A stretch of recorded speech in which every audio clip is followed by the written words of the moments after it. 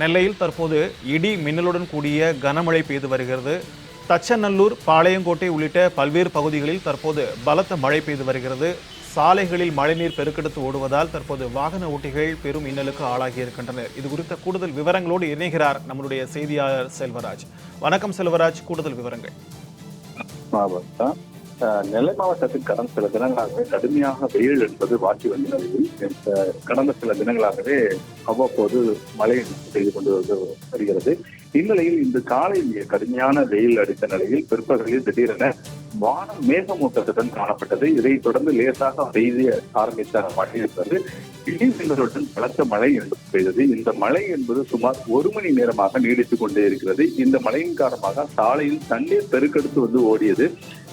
நெல்லை மாநகர பகுதியான Thachanallur, Melapalayam, NGO colony உள்ளிட்ட பல்வேறு பகுதிகளிலும் இந்த பலத்த மழை என்பது பெய்துள்ளது. இந்த மழையின் காரணமாக பல இடங்களில் மின் தடைகளும் ஏற்பட்டுள்ளது.